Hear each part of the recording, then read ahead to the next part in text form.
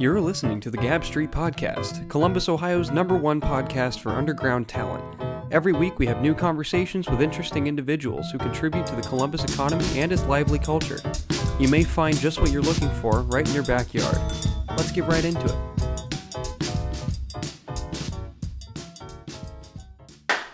Yeah, the MAGA diet. The MAGA. That's a great way to start the episode.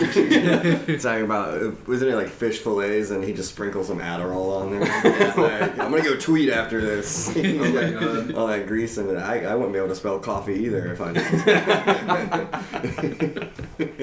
I've been listening to so much fucking Joe Rogan in the past, 3 weeks or so. Yeah. And, at least once an episode, he brings up, oh yeah, dude, Trump's, on uppers, man. He's probably doing meth or, you ever try shrooms, man? You ever try psychedelics? That's the best. He's always like, let's expand your mind. Yeah. Like a stoned ape theory or whatever. He's like, yeah, we started off as monkeys, and then we took shrooms, and look at us now, I was on shrooms one time, and I was, talking, and I was like, dude, I'm 100% sure monkeys did shrooms, and that's how English, got started. Yeah. They were just tripping, what the fuck is going on? The other monkey's like, are you talking right now? that thought made so much sense. And I sobered up, and I was like, that's clearly not how it happened. Oh, God. Yeah, I have yet to do shrooms. Oh, really? Parents are listening. I have yet to do drugs at all. So that's actually true. I'm not just like you're winking at me. I've actually never done drugs. I've never done a lot of coke. Hey, you should go back and listen to the Cecil episode. Oh, I did. Fun one. I was on a show with him after that. Yeah. And he just told that story. Really? Yeah. I love that story. Dude, he was like, moral of the story, if you think you're having a heart attack, just wait it out. It's so funny. Fucking hilarious, man. He actually, when I first started doing stand-up, he had already been doing it a while, and he was telling me about, coke, and he was like, yeah, dude, if you haven't done it yet, don't try it. And I was like, all right, I'm not going to. And then, 3 months ago, I was with my friend, and he was like, you want to try some coke? I was like, yeah, fuck it. And I told Cecil, he's like, you fucking idiot. Yeah, you gotta be careful with what you put in your nose these days, man. Yeah. You don't know what people are putting in that coke. Oh, yeah. I let them go first, and I waited about an hour. I was like, all right, you're still alive. I'll do it. That's how you do it. Yeah. The royal food tester for poison. Exactly. It's just you try it first. So, today is episode 51 or 52. I don't remember because I've done so fucking many. It's somewhere in that ballpark.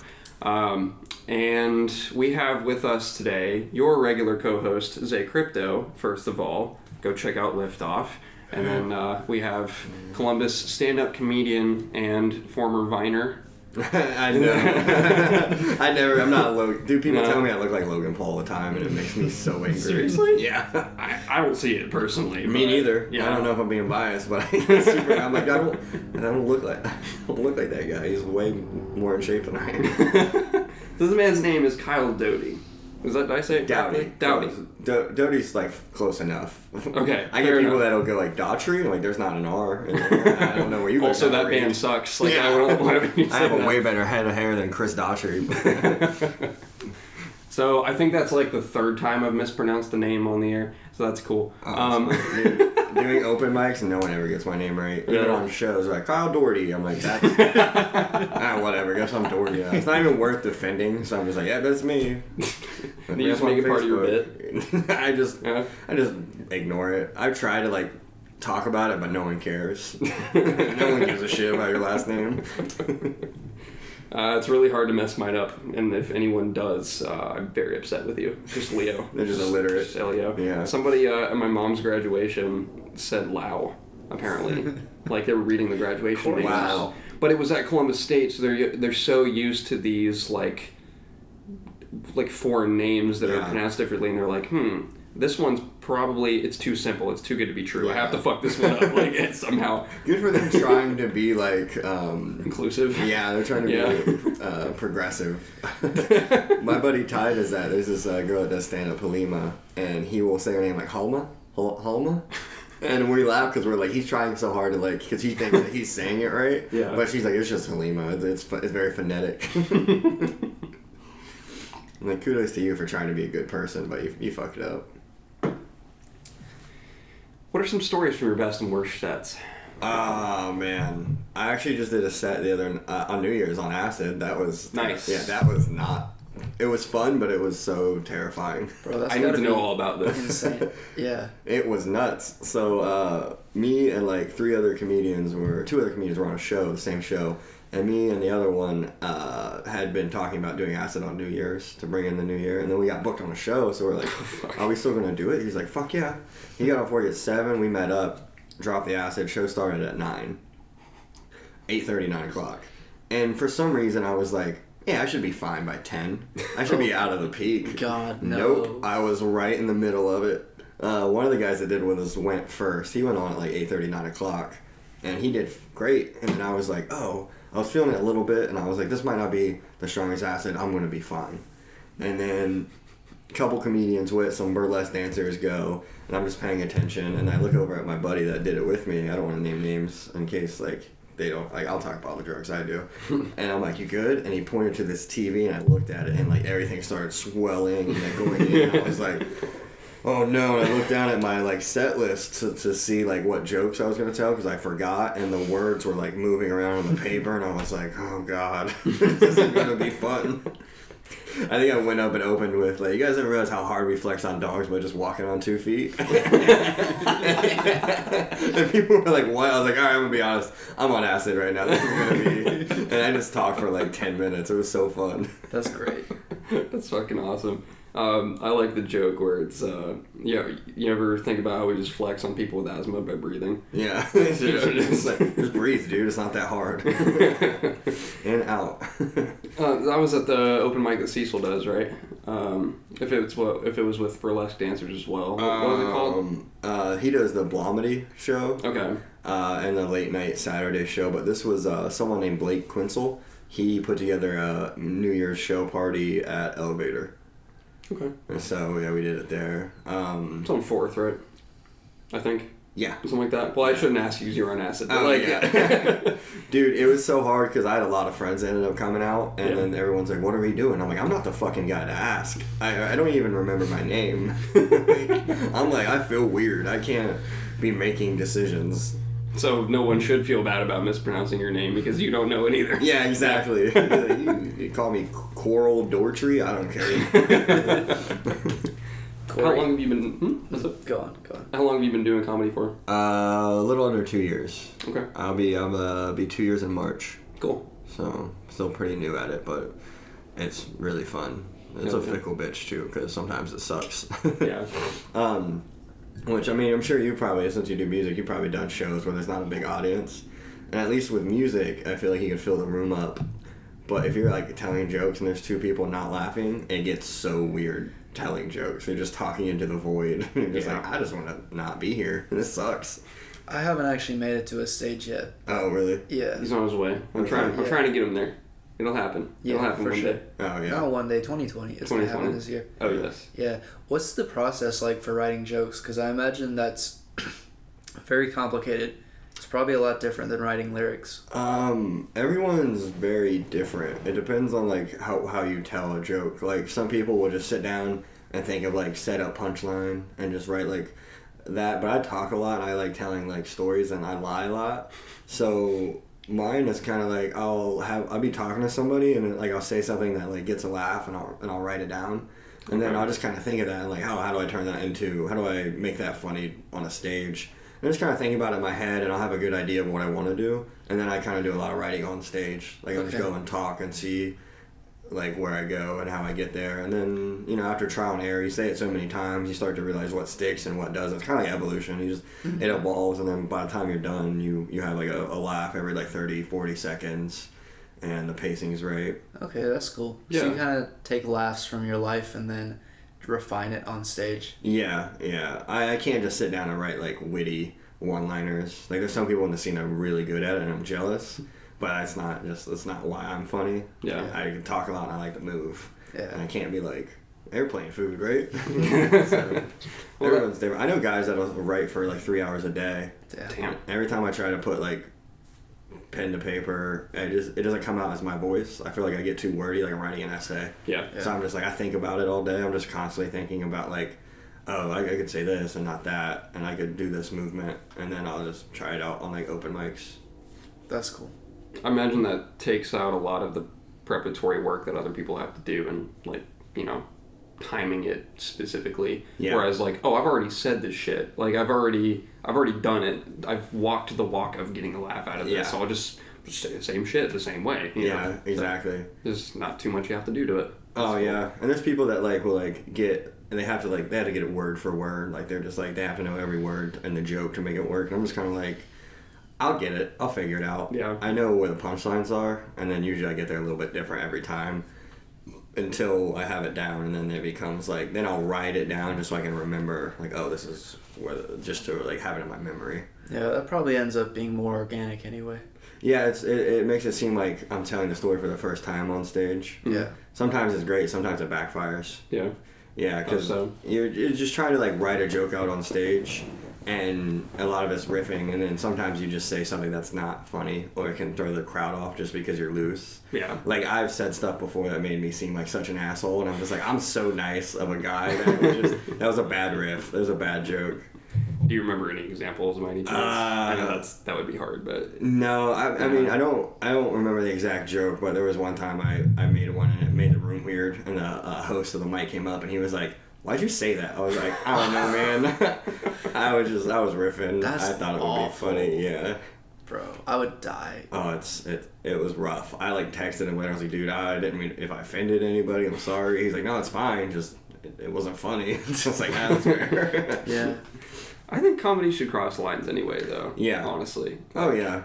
As long as it's funny. Mm-hmm. Yeah. Yeah. But it's difficult to do it in such a fledgling city like this. Yeah. Where the comedy scene is, for a lack of better terms, not there, really. You know? Like, as much as it really could be. Oh, yeah. A lot of factors contribute to that. But once we have something that's more like, you know, LA or New York, you know, people will be able to deal with that a little better, you know? Yeah, that's the weirdest thing is, like, in bigger markets, the comedy scene is supported by the community, and here it's kind of just all the same comedians at every mic, at every show. You got about 50 people, and no one knows about it. Yeah. Because like when I started doing stand-up, I didn't know, because I never really watched a lot of stand-up. I listened to a lot of podcasts. I remember it was like a Joe Rogan, Chris D'Elia podcast, and Chris D'Elia was talking about bombing at open mics, and I was like, fuck it, I'm gonna go try. And I went and I did an open mic, and then I was like, all right, well, I mean, when's my Netflix special? I don't know how this works. And then they're like, oh no, there's open mics. You just got to keep going to open mics, and then you'll get booked on shows, and then like progress. And a lot of people don't know that. A lot of people don't know that there's stand-up almost every night in Columbus somewhere. That's true. Like Monday through Thursday, you can get on stage anywhere from 4 to 8 times. And then there's some Friday shows and mics, and there's a Sunday mic too. And every time I tell people that I do stand-up and how often I do it, they're like, oh, I never would have known. And it's like, how do we get people to know about it? That's the hardest part. That's true. Before you listened to the Chris D'Elia podcast, were there other factors that contributed to you wanting to do it? I remember watching stand-up, and my dad was watching like the Blue Collar Comedy Tour, like Bill Engvall and all them. Yeah. And I remember watching it, and like I was like, oh, I'm gonna do that someday. Like that's definitely, like, I could see myself doing that. I was a little kid, and I didn't really watch much stand-up growing up, because every time I would watch it, I would just think about how I would do it. And I'm like 12 years old, like thinking about like I'm gonna be a comedian one day. And then I tried it. I went on a cruise, and there was a comedian on the cruise, and we went and saw him, and I got drunk, and I was like talking to the guy, and then he was like, yeah, just go to open mic. So I went to one when I got back, and I bombed, and I was like, never gonna do this again. Yeah. And then it was like 3 years later, I was finally like, I started listening to podcasts, and I was like, yeah, fuck, I'm gonna give it a shot. And then I just went to an open mic. So yeah, and people get mad at me because like, they're like talking about like all the great comedians, and I'm like, I don't know. I just watched my first Eddie Murphy special, and everyone's like, how have you not seen that? I'm just like, I don't know, man. It just wasn't. Comedy was never on in my house, so I never really got like shown it, and I like it though. And I feel like it makes me like a little bit. I'm not like drawing off anyone else's like style. That's good. Because a lot of people do it without realizing it, just because we're so young. Yeah. And you like how that guy does a joke, and you kind of wind up writing similar to them. And I'm just kind of like, I just want to be me, like when I'm out back drunk talking to people. That's like what I want to do on stage. Nice. So. Yeah, that's something that Cecil was talking about. He said that he closed his eyes during someone's set and he sounded like shitty Anthony Jeselnik or something like that. Yeah. There's a lot of those. Yeah. A lot of guys, when they first start, they see Anthony Jeselnik talking about, like, dropping babies, and they're like, I'm gonna do that. And then they're like, you guys ever fuck kids? And it's not funny. It's like, dude, there's a nuance to it. He's a good joke writer. You can't just go up there and be gross. People like that hurt comedy, too. Yeah. You can't do Louis stuff without being Louis, really. Yeah. You can't talk about like fingering rats like on stage right now. Like you can't just start with that. You have to build up to that shit. You know what I mean? We're kind of the opposite here, where I have watched shitloads of stand up. Careful, buddy. Apparently he's like, hey, don't mess with the desk, and he just kicked it over. Hey, set down your mugs slightly. Just Yeah, well, he's fired. I'm the new co-host now. We're interviewing you. Why did you do that? Well, I just woke up this morning. I was like, I want to fuck up guys. Yeah. You're fired from your $0 salary. Yeah. He's the intern of the show. I'm paid in sweatshirts. Yeah, that's true. I did get him that. Yeah, guy. shout out to Super Duty Tough Work and Corey. Yeah, just plug me real quick. I'm a Reppin'. nice guy. And Super Duty Tough Work podcast. They're very cool. But we watch a shit ton of stand-up in this house, like Tom Segura, Ari Shaffir, Bert Kreischer. Yeah. Joe Rogan sucks as a stand-up. I think he's pretty bad, honestly. Other than his latest Netflix special, I think he's god-awful. But I have no interest in doing it myself. You know what I mean? Yeah. I'm just obsessed with the concept of it as a thing. And like I like hearing like conversations about it and such. And I kind of want to... Cecil told me that people aren't really too receptive in Columbus, specifically to people trying to get involved in the scene that haven't done it themselves. Would you say that's a true thing? Yeah, because it's either like you do stand up and you're in the scene, or you don't. Okay. Like, everyone I've met, besides like there's some people that support, like there's a guy named Mel, and he just started his own podcast, and he puts on a show in his house, Lampshade Media, and he doesn't do stand up. He's just a really big fan. That's like one of the few fans, like people who just love stand up and it's part of the scene. Everyone else in the scene, everyone who runs mic shows, is also a comedian. Okay. So you don't have too many people hanging out. I mean, there's some people that just like frequent bars that you get to know because they're always there at the open mic and they have a drinking problem. And they're great people. Not naming any names, but no. How did you get involved with A Lil Show? Actually, we went to adjacent high schools. Okay. So we kind of knew the same group of people. He went to Franklin Heights, I went to Briggs, and they're about a mile away from each other, but different school districts. And I grew up with a lot of people that were in that school district, so I knew a lot of people at Heights. And he played baseball, and at one point there was a problem with like a levy where Southwestern City Schools got rid of sports. You had to pay to play the sports. They weren't funding it. And so a lot of Southwestern City Schools transferred to Briggs to play. And we just kind of knew a lot of similar people, and my sister knew him. She was friends with him. And then they started working together at Express. Okay. The concert venue, and he came over to our apartment because I used to live with my sister, and we went swimming, and we're just like talking and goofing around, and he was showing me some of his videos, and I was like, dude, I would love to help with this. This is what I did. Like, you could find videos of me in like high school where we were making like serious, like dramatic movies, and I showed him those, and then we just started working together.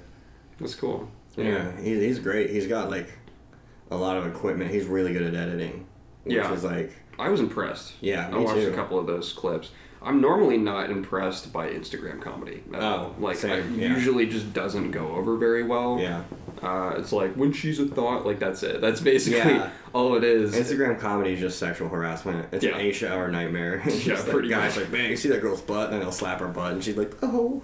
And then, like, everyone's like, dude, I would have slapped her butt. Like, you guys are killing comedy. This isn't funny. And then they just slap the fucking crying, laughing emoji all over it. Oh, dude, nothing makes me wow. more mad than when someone makes a joke or they say something they think is funny, and then you just stack the cry, laughy face. It's like, are you joke signaling me for this bad joke? Like, I'm not gonna like it more because you're trying to convince me that you thought it was funny.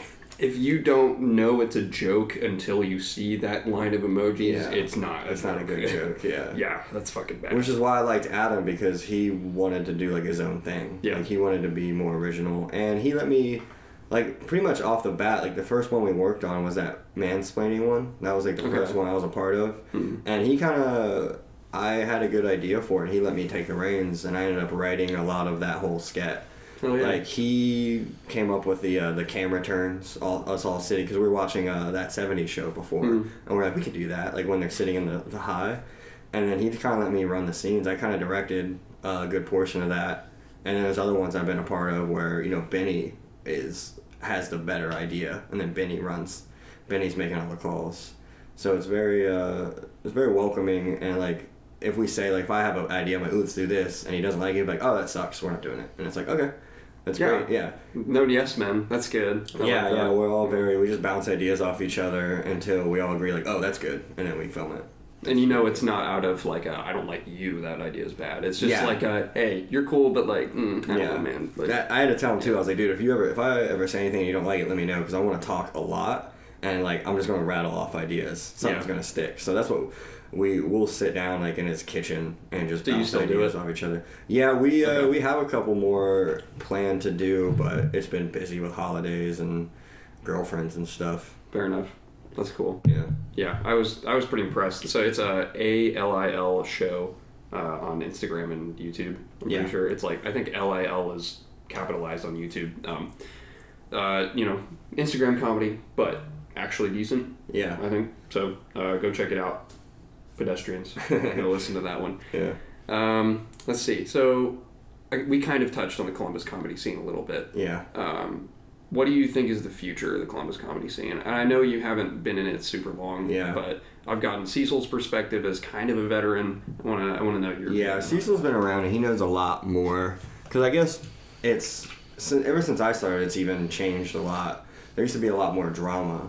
In the scene, but I think it's mellowed out. People are starting to calm down and just realize that we're all trying to laugh.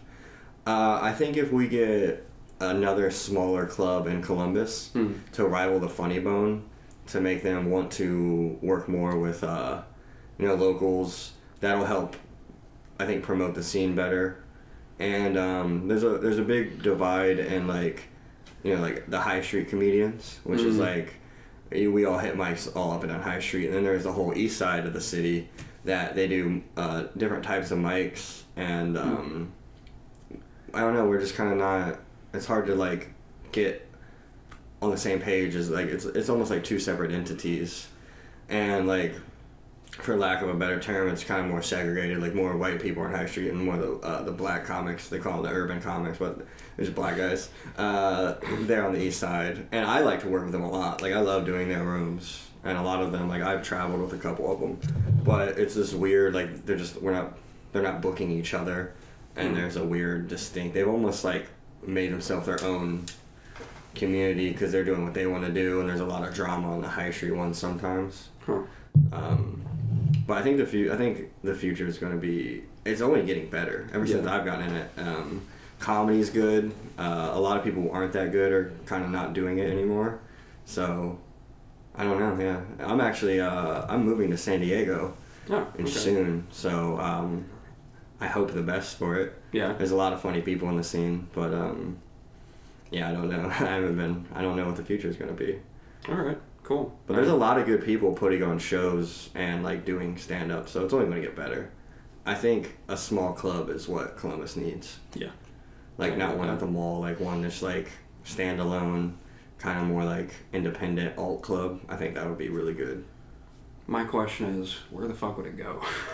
There's no spots for that. Yeah, like, I know. We're full. I don't know. Yeah. Especially with how fast Columbus is growing, real estate's just getting like taken up. Yep.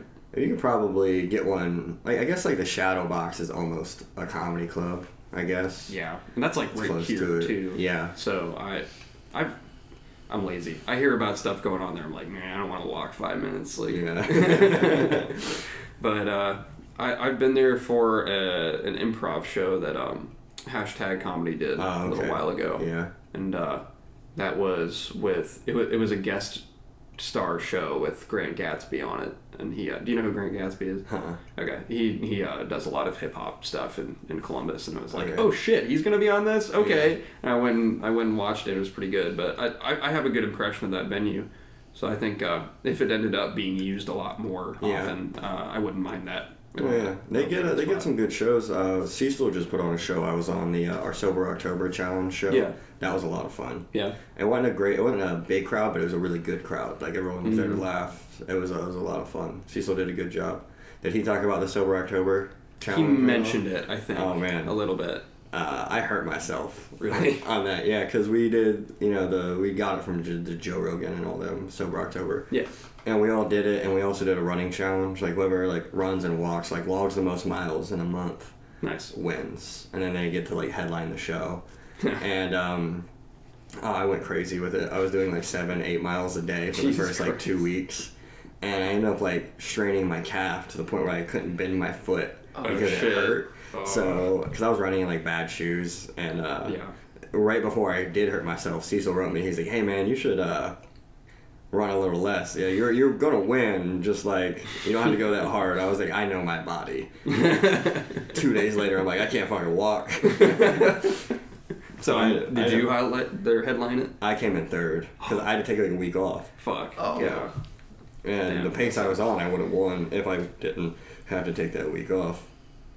So Cecil was actually I was assuming that was Cecil trying to get you to lay off a little bit so that you lost, but he actually knew what he was talking about. Yeah, no, he was, because I was just putting it, I was every chance I got, I would just go run a mile. If I had 15 minutes of spare time, I would just go run.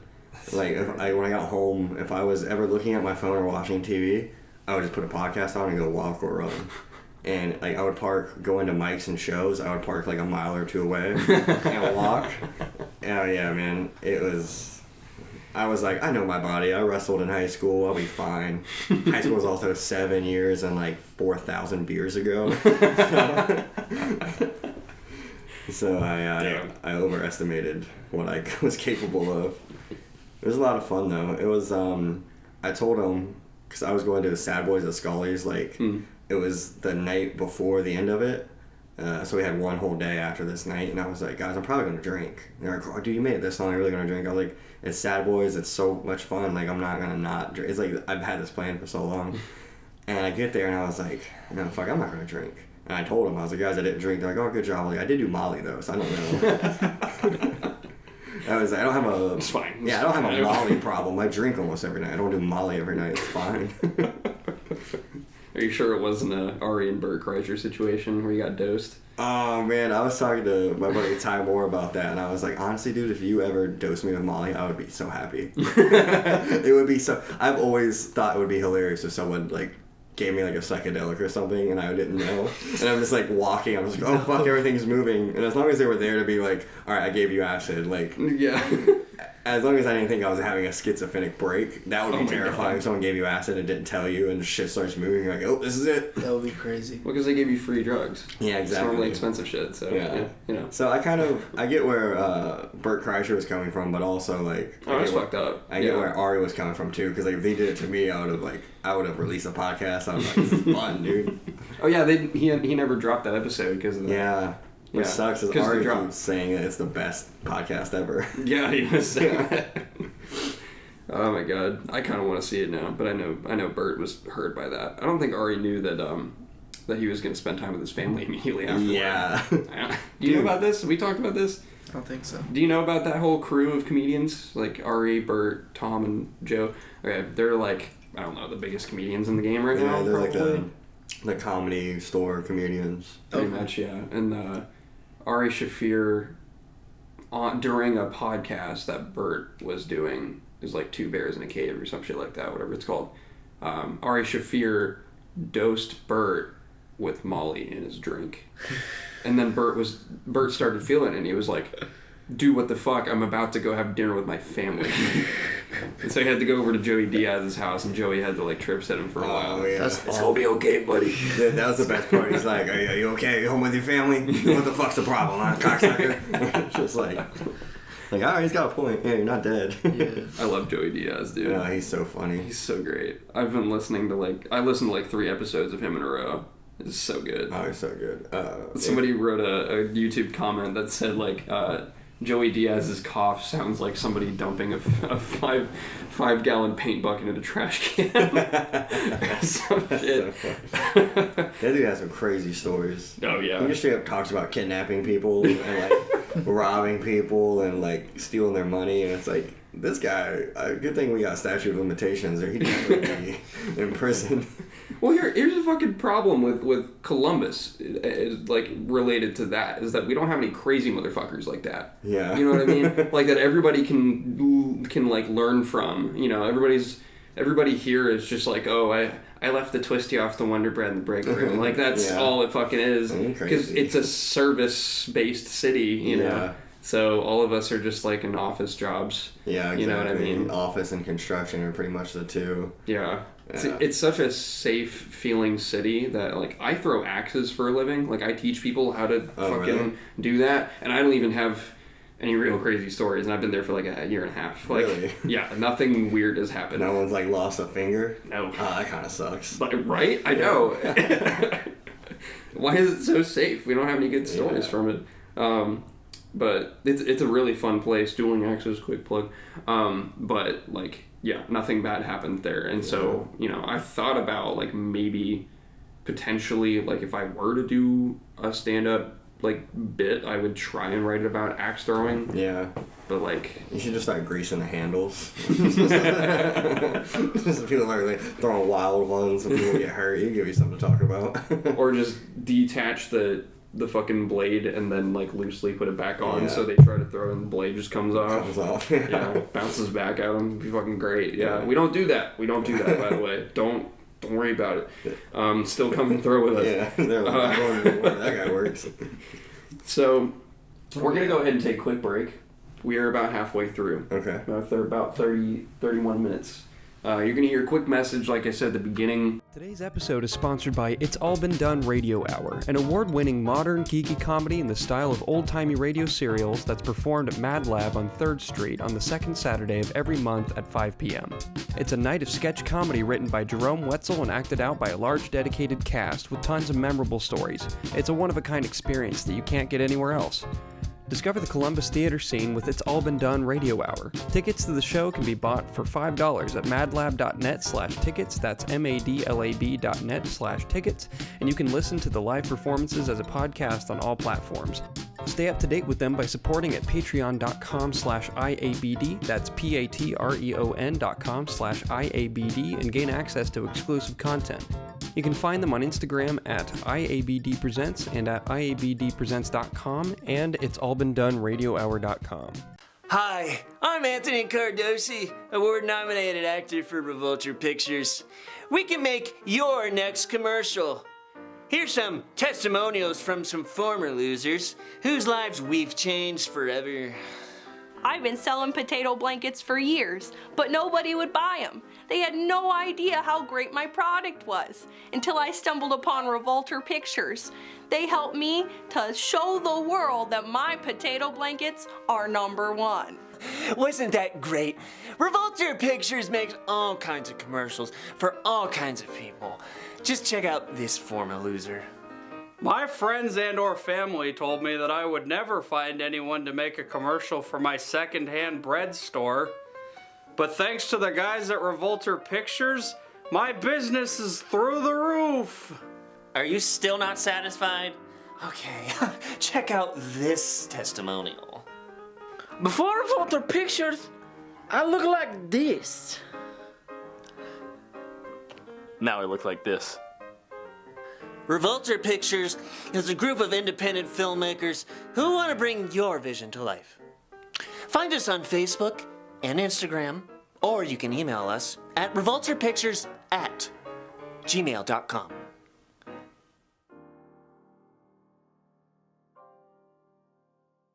Okay, Mr. Funny Man, tell me a joke. Yo, what the fuck? It just came back. What is happening? Why are you guys pissed at each That other all of a that sudden? was a terrible smack. Yeah, I know. I didn't get a good one. I didn't want to. Yeah, you didn't want to hurt me. You don't know me though. Yeah, Fair if enough. I had talked to you for maybe another 20 minutes, I'd Yeah. slap the shit out of you. You guys ever like? I was with this girl one time I just met, and we were hooking up, and she asked me to like hit her. And just in the heat of the moment, I slapped the shit out of her. Like, I did not pull back, and she was into it. Like, her nose bled a little bit. Oh my God, God, I was dude. like, do you have daddy issues? Is that what this is? Was it? Or was it? Oh, no, I didn't punch her. I was gonna say. Yeah, I didn't punch that broad right in the Yo. mouth. Oh No. my god, dude. She's like, cause like the first, she was like, just fucking slap me, and I was like, all right, bah. Just, and she was cool with it, and I was like, I'm sorry, I felt bad. After that break, after that slap, I feel more awake. So thank you for that. You're welcome. I appreciate you. Thanks for smacking hitting me in the face. So He you're into also, it too. yeah, he also got a boner. Oh, really woke me up, man. Whoa. Got the juices flowing. Yeah. It's in this water. All right, I'm ready. Let's go. You got some good questions for him now? Is that? Is there some what's Molly up? in And here? he's like, yeah, can you slap me again? Oh yeah, he dosed you, by the way. That's Oh yeah. Dude, what I is went- slapped you and then dosed what is you. it? What is it with comedians and psychedelics? I don't know. I think none of us really like being sober. Yeah. It's weird. You start to realize how many of us have addictive personalities. Because I definitely do. Whenever I get into something or like it, I have to do it all the time. Like before I started doing stand-up, I played a lot of basketball. And I was in like 3 rec leagues, and I was playing 6 days a week. Like, pretty much kind of ruined my relationship. Because my girl was like, want to hang out? I was like, nah, I'm going to go play basketball. Damn. And then I started doing stand-up, and it kind of took that, like, my, like, obsessiveness. And I have a problem with, like, I want to drink a lot, but I don't want to get, like, plastered. I just want to have, like, a buzz all the time, because it's, like, better than being sober. So, and a lot of us have that, which is why the Sober October thing was so good. But I think that's where the psychedelics come in too, because it's like, let's just alter reality for a bit. That'll be fun. I want the trees to bend and shit. So is LSD the only one you've done so far? Dude, I've done that, shrooms, Molly. You know, I don't smoke weed that much, and I drink. It's shrooms are dope. I really like shrooms. Yeah. They're so much fun. Shrooms are great. Shrooms are my favorite psychedelic. The first time I did them, I did like 3.5. I did like a whole 8. Jesus. Because we were drunk. We were leaving Outer Inn. God, that's such a bad idea. And we walked to my friend's house, and he said something about shrooms. I was like, I've always wanted to do them. And he pulls out a bag from the freezer. He was like, I got a shit ton, let's do them. So we ate them at like 2 in the morning. And I was just drinking till like 8, 7, 8. And I was just like, fuck, I gotta go to bed. That's terrible. It was great. It was right when Views came out. Wait, what? It was right when Drake's album Views came out, and I was driving home, the sun was coming up, and that album was on. And I went home and like got a cup of coffee and sat by the apartment pool, and I was just like, this is nice. It feels great. I just felt like I just woke up on a mountain, and I had like a little dog next to me, and we're drinking coffee. That's how I felt, but I was just at an apartment pool with jeans on. So I like me some psychedelic rock, you know? That's what I really get into, man. Yeah. I'm really hitting it hard. you get to crack. It's great. Right? I know. You know, like sidewalk cracks breaking your mom's back, you know Corey, what I mean? I'm gonna come on Gab Street on shrooms one day. Sure, whatever. If you want to fucking do that, by all means, just don't tell me. Let me figure it out. Let me try, because of my so lack of knowledge of drugs and just be people like- on drugs. You just, they're like, what's your face doing? I'm just like, I'm fucking breathing. Like, what's the problem? You'll be able to tell when his pupils take up his whole eye. Yeah, He looks like a it'll be shark. Yeah, I was told that I looked like an alien when I was a baby. Like, when it came out. 'Cause, like, my pupils were my whole eyes, basically. Yeah, they're like, damn, this baby's tripping already. Babies lit. low key are tripping though. Yeah. Always. Oh, they can't walk for shit. They're so You know, babies are fucking stupid, man. Don't Yeah, do shit. my aunt is like 48 and just had a new baby, which it's dumb. Yeah, her her youngest kid is 19 now, and she's done being a mom. Like they left the nest, and then she had another one with her new like boyfriend, Oh shit. And I went over there and she's like, this is your niece. And I was like, what's up? And I like fist bumped this baby. She's like, you want to hold her? I was like, no, not really. I don't like babies. It's your cousin. I was like, yeah, so is Kaylin, but I'm not picking her up. She's 23. That's just such a... Like, I feel like once they leave the house, you're like, relief. Yeah. Like, I don't have to deal with that shit anymore. And you're not like, let's do all of that again. Yeah. Oh, yeah. Round 2, baby. But this time, I'm closer to dying at the end of it. Like, it's just not... like, You're just older. Your kid's like, let's go play outside. And you're like 60. Like, oh, no, I need medication. I need ibuprofen. My back hurts. I take pills for 3 hours every morning. Oh, like, yeah. I can't do this. Like, My parents had 5. I have 4 sisters. okay. And none of us have kids. And my parents are like, great. Don't. You don't want to watch your fucking... You guys fucking suck. Yeah, like, yeah, exactly. Like, my sister was married and she's getting a divorce, and her ex-husband's family was always like, when are you guys gonna have a baby? You guys, we're getting old. You guys need to have a baby. And my parents were like, fuck that baby. Like, we don't want to watch our like, they don't want grandkids. They're like, you guys suck. Your kids are gonna be great. You can only get so much from passing your lineage down. Let's not do it. My dad was like, you guys, yeah, it's cool if it dies here. He's like, fuck it. Oh my god. Overpopulation's a real issue, man. Yeah. We can't keep doing that. It's great that, like, so many people aren't having kids. Yeah. Right? So, like, now when people do have kids, I'm like, well, why would you do that? Yeah. What's wrong with you? Well, and it's usually, like, now every single kid is a bad decision. Yeah. Like, that's just how it feels now. Yeah. But now babies are happening with people that make bad decisions anyway. Yeah. So now we just have dumbass families. Yeah, exactly. So our entire earth is going to be just fucking stupid inbred people. Everyone I know that has a kid, I wouldn't trust with a kid. Like, if I had my own kid and needed a babysitter, I wouldn't ask anybody I know that has a kid. There's a theory about that, about all the stupid people fucking over and over again until we just Yeah. have this proto, like, retard human, and then just regular humans. They just end up really strong and fast, but they can't count. Yeah. Yeah, they don't know. They're gonna send us back into the Stone Age. Is this They just a run on quarter? Mountain Dew and chicken patties. Yeah. Yeah. Oh my god. So, I guess the next question I have written down is, what do you personally find funny? But I like creative stuff. Like, if someone ever tells a joke that, like, you know, that you're like dad jokes, like stuff that, you know, street jokes, like that shit pisses me off. Like, guys at my work will be like, will tell a joke, you know, that I've heard 100 times from 100 different people, and like, you should say that on stage. I'm like, I'm not a fucking cover comedian. That's not how this works. So I like weird stuff. I like roast. I like when people are mean to each other. That's fun for me. So whenever there's roast battles in Columbus, I'm like, yeah, I want to do that. Yeah. I like just, I don't know, just, my sense of humor is very just hanging out, making each other laugh. Like, lunch table humor. Like, when you're at the lunch table, just, that's where I got my sense of humor from. Just hanging out with my friends and just us trying to see who's going to make someone cry from laughter. So well, or cry from sadness. Either way. Both work. Roasting. Yeah, we just need the tears to get off. Yeah.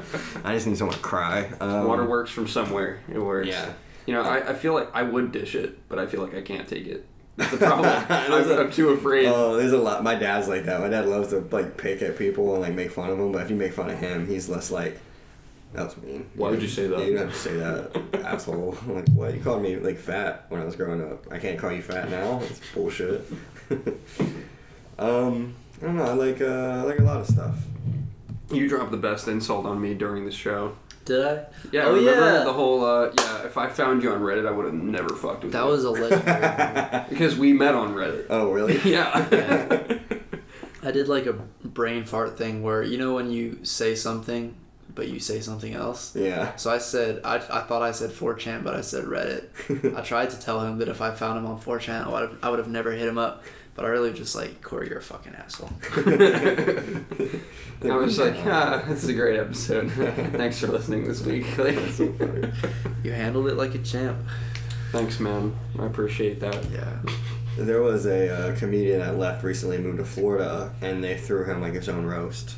Nice. Like, he had his, like, own table, and there was a bunch of us. We were all roasting. That was so much fun. That sounds Just great. everyone got on stage and just blasted everybody. It was great. It ended up being, there's a comedian, Johnny Collins. It ended up just turning into us just making fun of him way more than anybody else. He's so make fun of-able, I guess. Yeah. This is person. Like, he used to have like cornrows and like, Oh, God. yeah. So he's so easy to make fun of. I told him the only person that wants to be accepted by the black community more than him is Rachel Dolezal. You know, she is the lady who lied about being black, and she was like running the Oh, NAACP. shit. Yeah. I remember. And that's like my favorite thing I've ever said. I think that was so funny. That's pretty fucking good. I gotta say. Who do you think would be good for a Gab Street roast? Joseph Keith. Oh my god. Do you know who he is? Joseph Keith. He's actually planning on doing stand-up soon. Yeah, that's gonna be great. Yeah, he posted on his Instagram story. He will be on the show for a second time. Oh yeah, we're recording this before we recorded that one. It's going to come out 2 weeks prior to this episode. But this guy makes hilarious music, and we had him on episode 29, and he's just so fucking funny. He's just riff after riff after riff. It doesn't stop. And he has a ton of stories from being in the Marines too. Oh, okay. And so it's just like he's got a lot to go off of. So I'm excited for his beginning of that. Yeah, it's gonna be good. Yeah, that's fun. You guys have to. I'll meet him and sure. I'll take him to an open mic. Let him know how it's so you can see one. That would be awesome. Actually, yeah. I met a couple people through like doing work with Sam. A couple artists who are like, I want to do stand up. I'm like, come out Mondays. Monday's the best place to try it. At Shrunken Head, Nick Glasser runs that mic, and it's the best mic in the city. Really? Yeah, there's always almost a packed room. It just kind of sucks because there's usually 30 comedians on it, and it starts at 9. Yeah. So some nights you're there till like 12:30, 1 o'clock at night, just waiting to do 5 minutes, and then the crowd's dwindled by then. But that's every mic. But it's such a good mic. I credit to me still doing stand up was my first time actually like trying or actually successfully doing stand up. Was there, and I had so much fun because I did well, and I was like, oh, I'm gonna do this. But if I would have bombed, it would have been the same thing. I would have been like, well, never doing that again. I'll work construction for the rest of my life. Yeah. That was the one that was after the 3 years? Yeah, that was my first one in 3 years, and I actually like planned for this one. I was like, fuck, I'm gonna do it. And I did really well, and I was like, all right, I'm hooked. This is my new hobby now. This is what I want to do with my life, so... Oh, yeah. After the first one, I was like, man, should I move to New York? Everyone's like that, though. Once, like, you have a good set, all new comedians are like, yeah, I'm probably going to move to Chicago. And it's like, you wait it out a year or two. Let's see how it goes. What tips would you give to new comedians, then? Just... If it's not trade secrets. Yeah, there's really no right or wrong way to do it. There's really no secrets. Just practice, pay attention at open mics. That's a big problem with a lot of open mics is all the comedians don't want to hear, you work. Because, I mean, if you're working on a bit, you're going to say it a lot. Like, I have jokes that I worked on for 6 months, so everyone in the scene has heard it a bunch of times, and they don't want to hear it, so they'll just go hang out back and socialize. I would say what's going to help you the most if you're a new comedian is watching other comedians do stand-up. Because you get a feel for the room, you'll kind of find out what's funny and what's not, so you don't go up there and just kill the room by making a rape joke or something stupid like that. Yeah. And just always try new stuff. Like, I have problems where, like, I have jokes that work, and I'll get in ruts where I tell them a lot, and I try to, like, switch them up and make them better, but I end up doing, like, the same 5 minutes, so it helps to constantly be writing, working on new material, and find, like, what makes you funny, and then try to portray that on stage. Like, don't try to be anybody else. Like, we all started doing stand-up because people have told us we're funny. So what makes you funny? Once you figure that out, and you start being yourself naturally on stage, and then it'll work a lot better. Oh, yeah. And so was that one at Shrunken Head a 5-minute set that you did that time? Yeah, most open mics are 5-minute sets, unless you go to like a poetry mic or like a music open mic, and you can do a set, you can do like 10 minutes, but those are rough rooms because people are there to see music, and then you got some white guy like, hey, what's up? You guys ever drink and drive? And just people are like, what?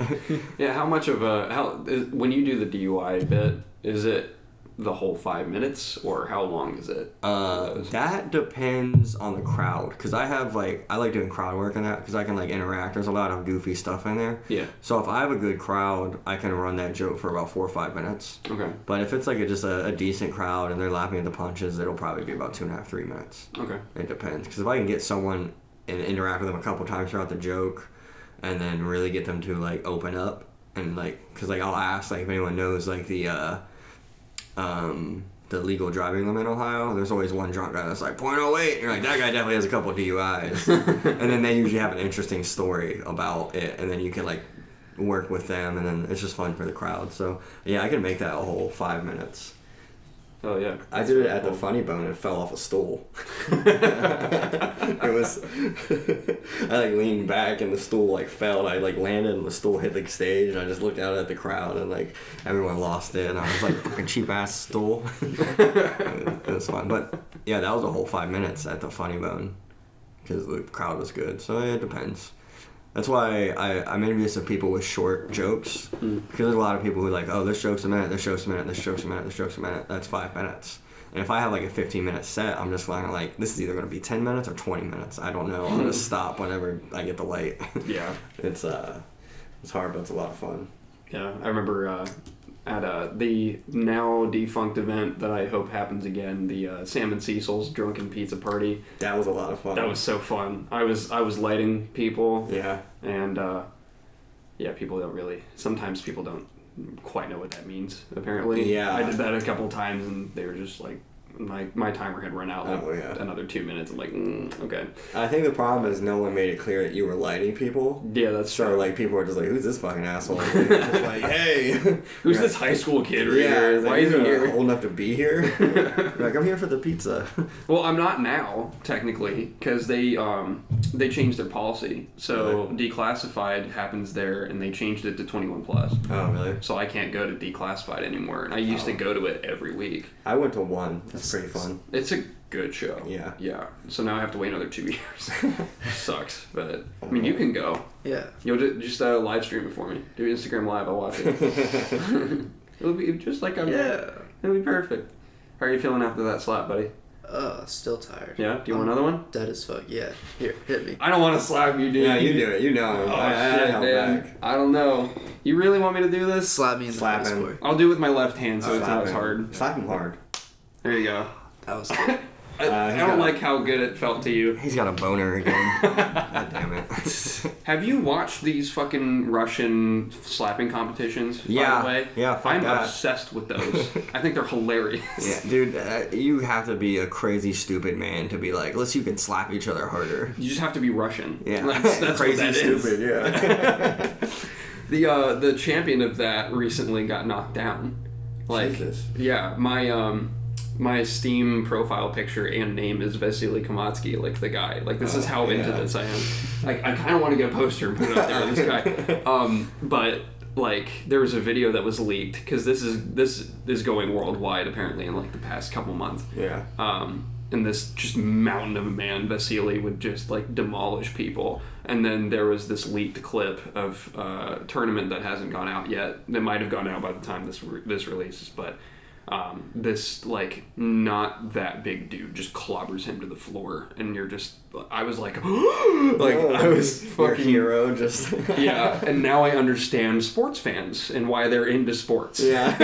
Because I wasn't into sports before at all, and it's kind of the sport, I Yeah. guess. You're just fucking clobbering people, Yeah. but like, I was excited about that. I was like, oh god, why Is am that I where they excited just, about like, this? they hold their head still and you're just like, And they just get like slap as hard as they can. Yeah, it's like a table like this, and they're holding the table, and they're stone faced, like. Yeah. And the other guy just winds up and just slaps the shit out of them, and you'll see some guys that are like, that their heads just don't move, and you're just like, Yeah. try it again, motherfucker. Like, it's just, you know. Come at me, bro. The best part about that is no one's gonna like petition for them to like have safety rules for CTE reasons. Like with football, like that sport's always gonna stay the same. Yeah. Can you imagine being like the CTE guy? You're just like, guys, we gotta stop hitting each other so hard. We can't walk as like adults. You know, that sport, nothing's gonna happen there. Yeah. There You was- guys ever had any concussions? Nope. Yeah, I've had like 5. I think Really? I had a minor concussion once. Yeah.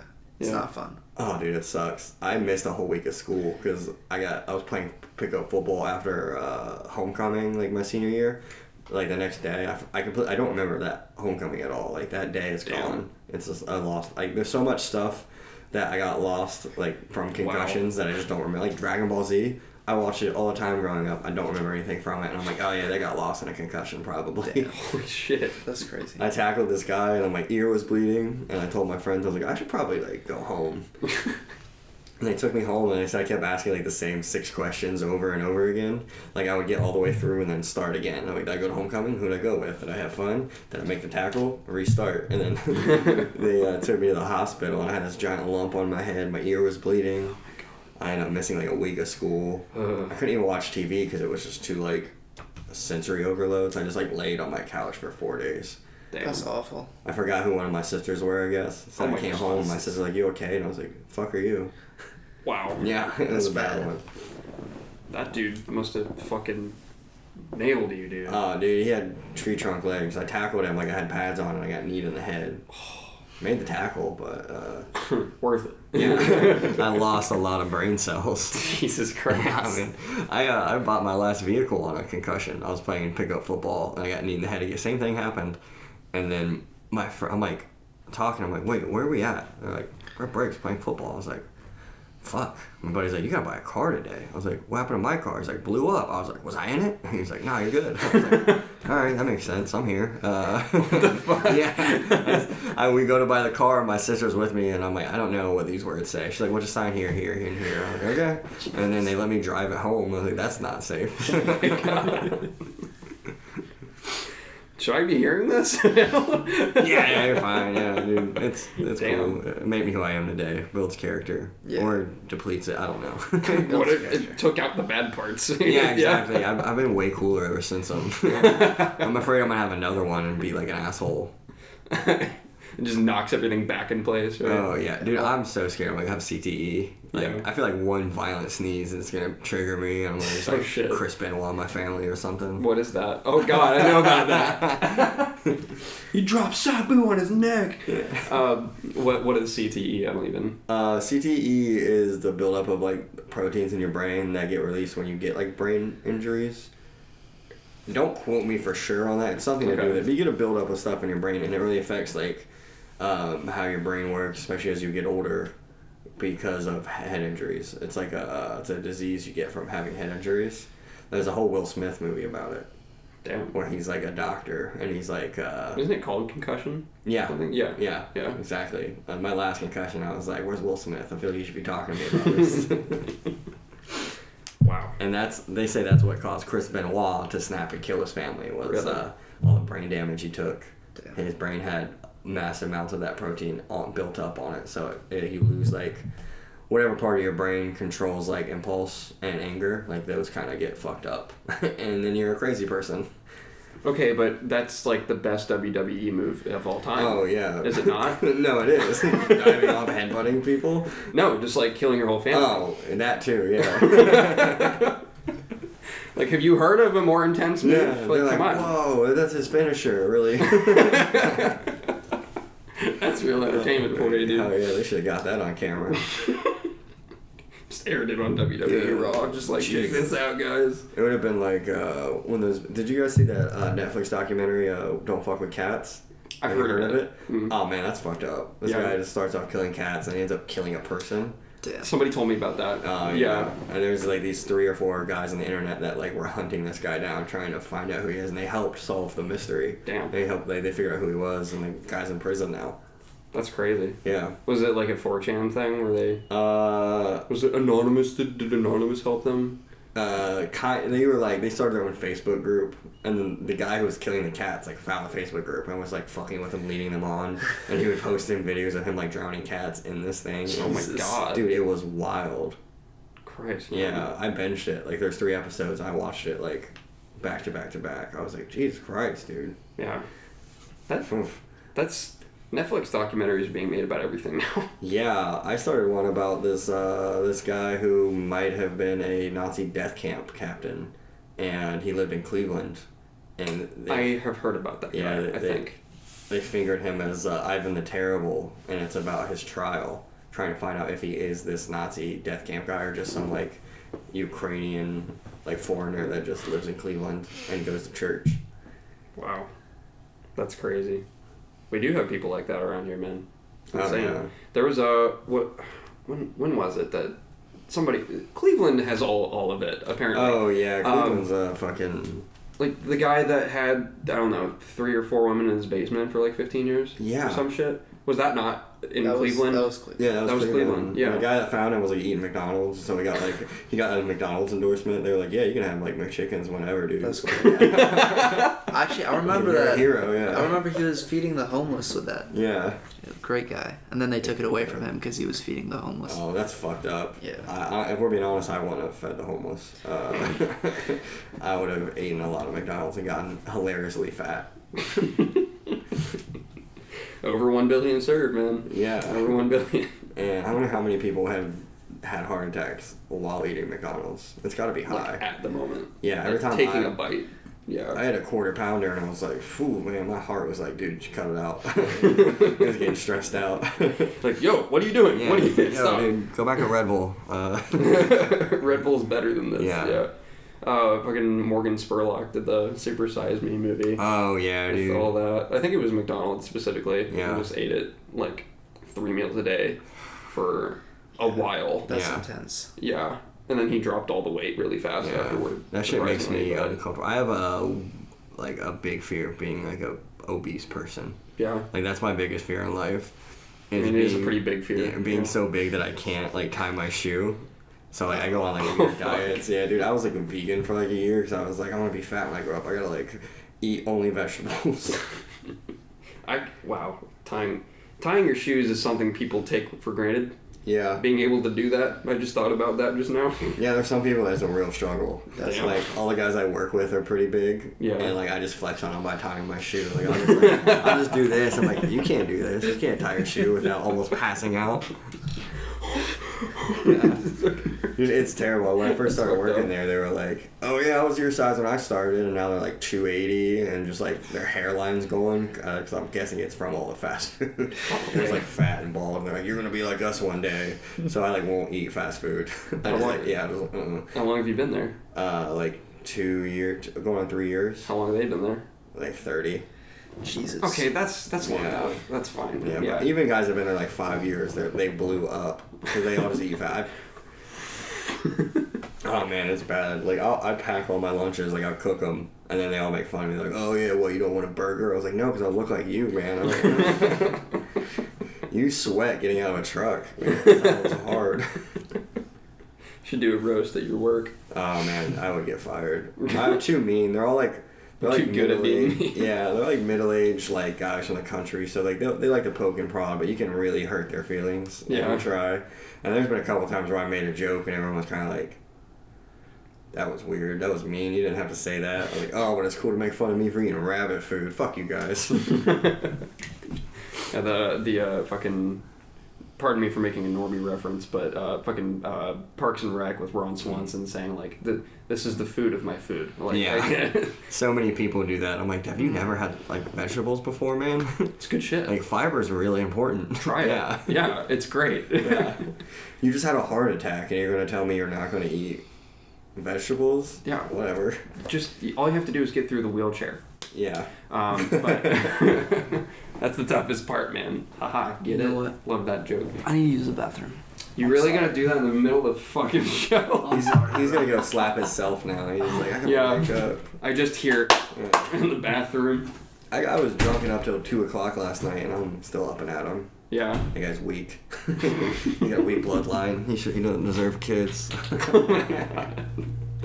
Were you also making the joke where you were like, "Oh, I haven't pissed all decade"? Oh no. When it No. when it hit New Year's. Oh man. I guess I'm just an asshole. I don't know. Yeah. No, I didn't make that joke. Guys, I haven't shit all decade. Isn't that No, funny? dude, I haven't shit since like last decade.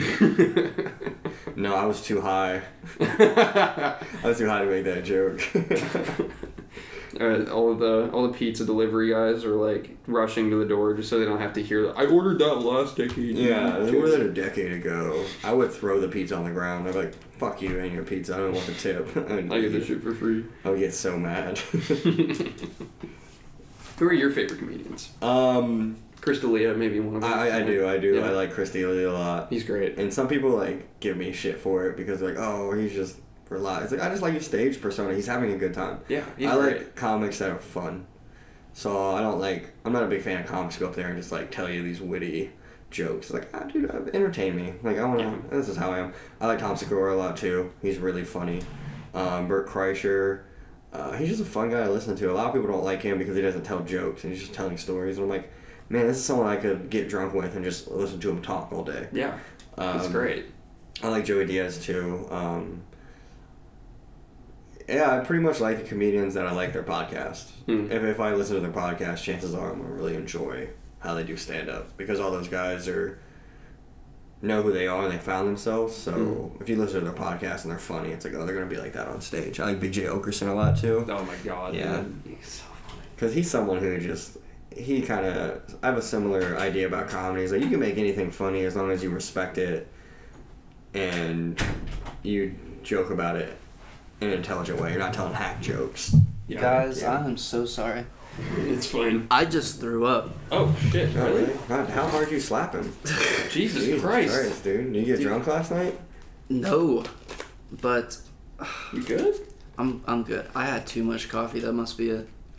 I didn't know it did that. Yeah, me neither. I mean, I've been anxious on coffee, but I've never thrown up. Maybe I'm coming down with something. But I need to go wash my hands. And touch his face. Shit. no, I'm fine. That's weird though. This is my worst episode on Gab Street ever. I'm glad it is, because if he was like, I'm killing it, like, I'm doing great, it's my best, my best episode, I think you need a new co-host. Terrible. We're talking about our favorite comedians. Yeah. As Big J. Okerson's episodes of This Is Not Happening are the best episodes of that show. Funny, yeah. They're perfect. And I feel like we were talking about like hack jokes and just be entertaining. I'm such a analytical, logical person. I need to have every single thing planned. Yeah. That I would be that. Like I wouldn't be able to go on stage and just like do because that's not naturally who I am. Yeah. I'm just very like big wordsy, you know. Okay, yeah. So I feel like that's the way I would do it, but maybe some people would like that. I don't know. But, Oh, dude, there's a lot of people who are very, like, someone like Anthony Jeselnik, he's very to the T. Everything is on point and written. But that's why I like Big J, because he's just having fun. Yeah. He's just up there talking, doing crowd work.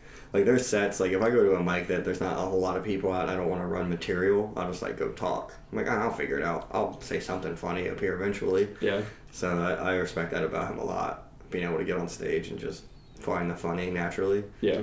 It's not a lot of people have that ability.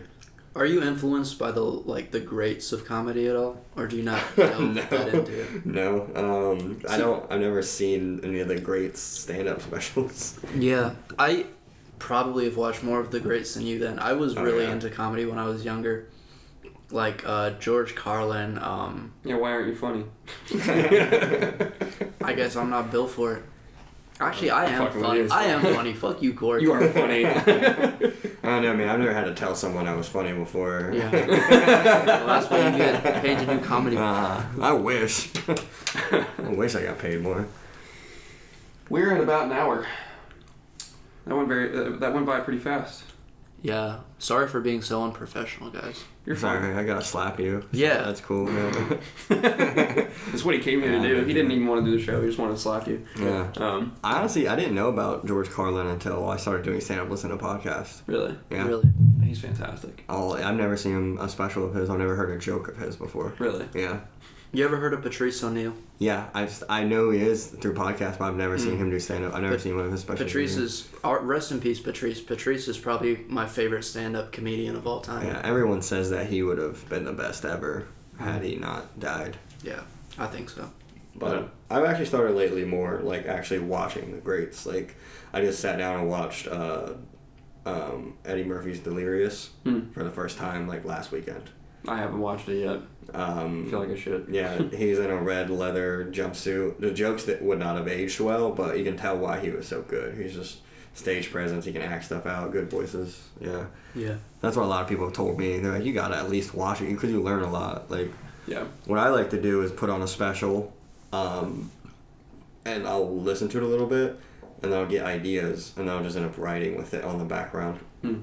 So it's hard for me to like sit down and actually watch a special because I'm just kind of like, it's like watching, like I can't really watch sports. Yeah. If I watch a basketball, I'm just like, I want to go play. I want to go do it. So when I watch stand-up, I'm like, I want to go do stand-up. Fair enough. Yeah, I just started reading Hanis Abdurraqib's They Can't Kill Us Until They Kill Us. I'm like, I don't know, a third of the way through maybe.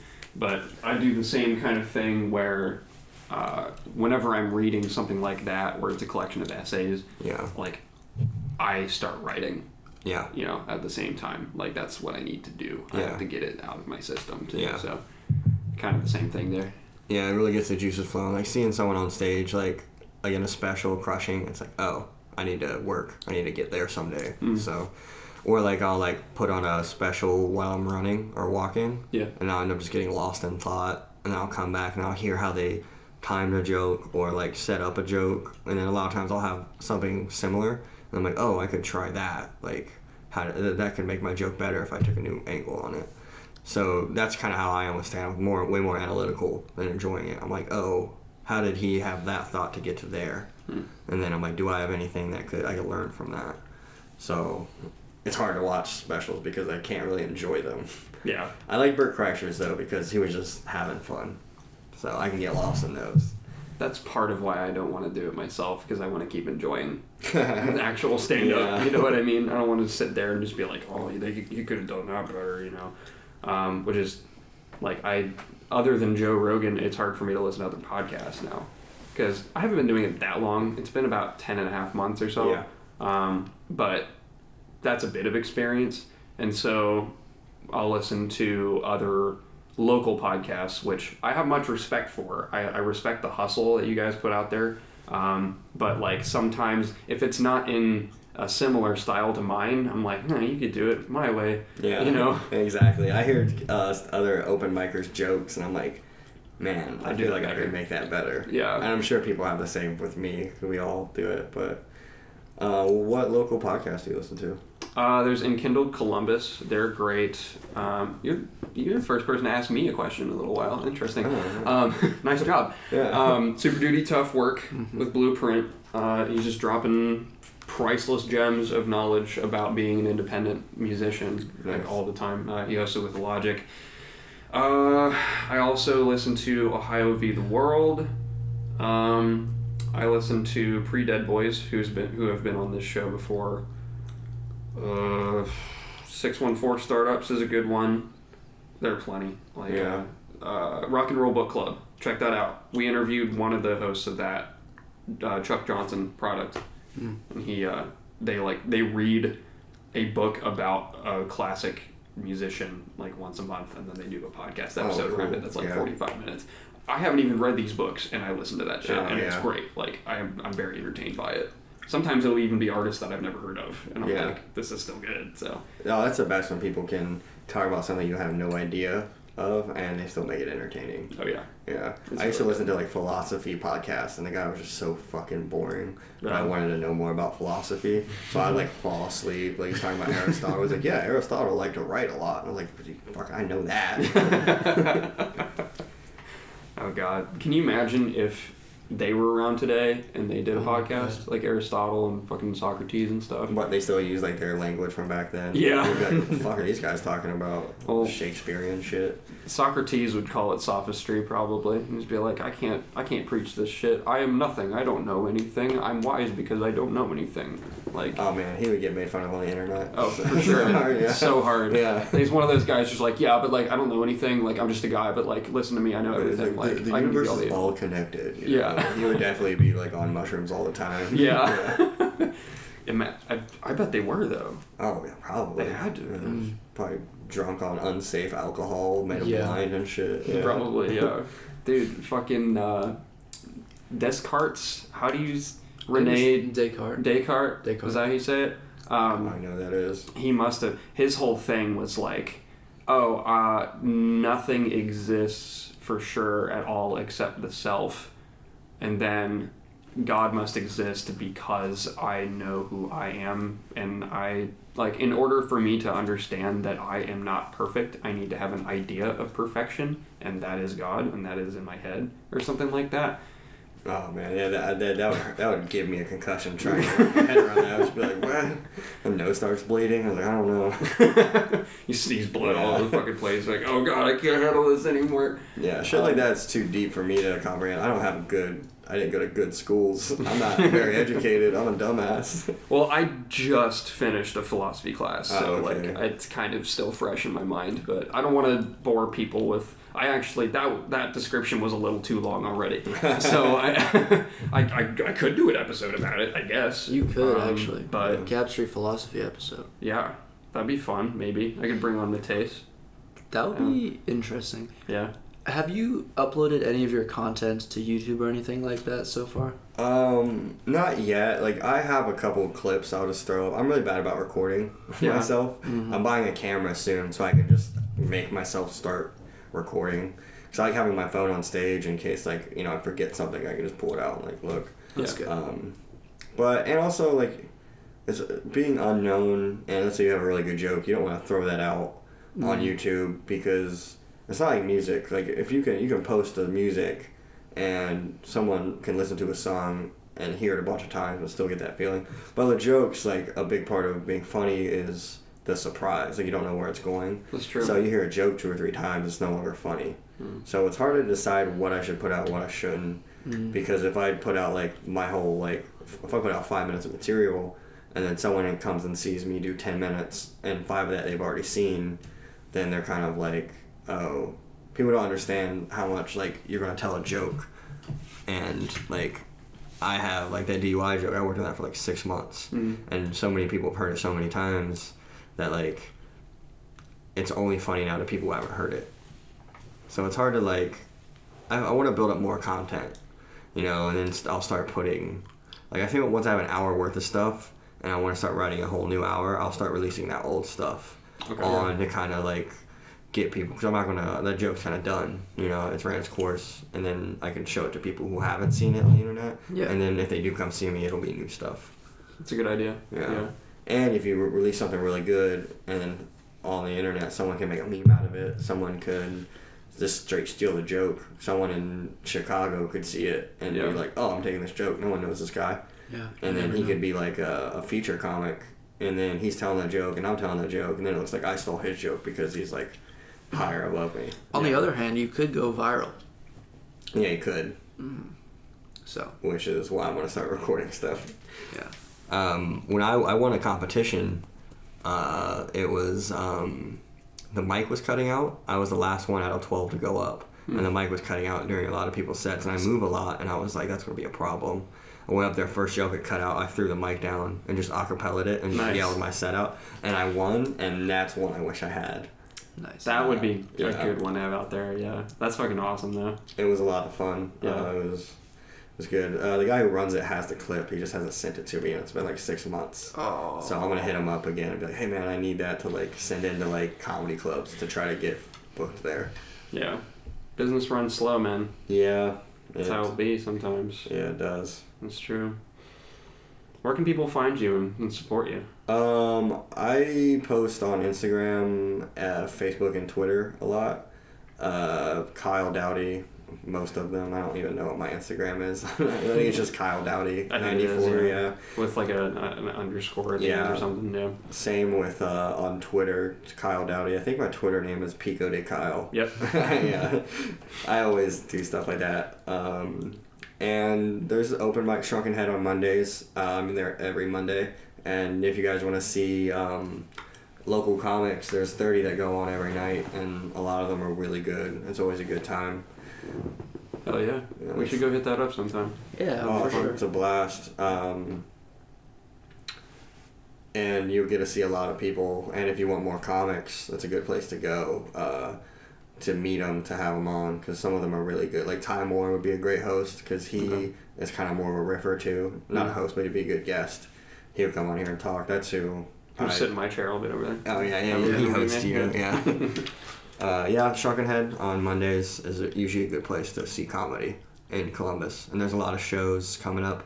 I'll be at Space Bar on the 9th, doing a set for the Doughty Dave show. Oh, unfortunately. All right, well, I don't have anything for February, so. All right, cool. We'll update it with, right. if you send me some stuff. We'll do that. I'll do that for you. Yeah. Sweet.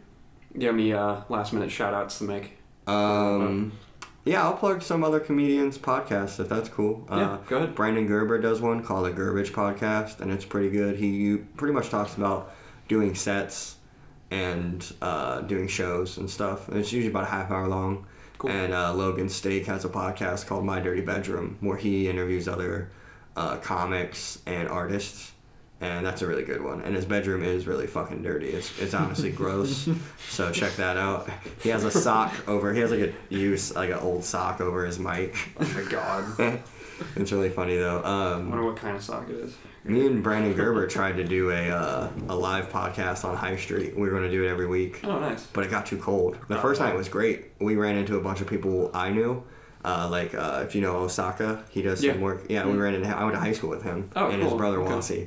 We ran into him and he freestyled and he drew in some of his friends and we're just interviewing, asking people questions on the street. And that's going to kick back up once the weather gets better. Because we did a one cold night. Like, you guys want to be on a podcast? And everyone's like, no, we're going to go get drunk inside. And we're like outside at like Bodega. Like, that's awful. That sounds cool though. I'll have to check that out. That's pretty dope. When it comes back there.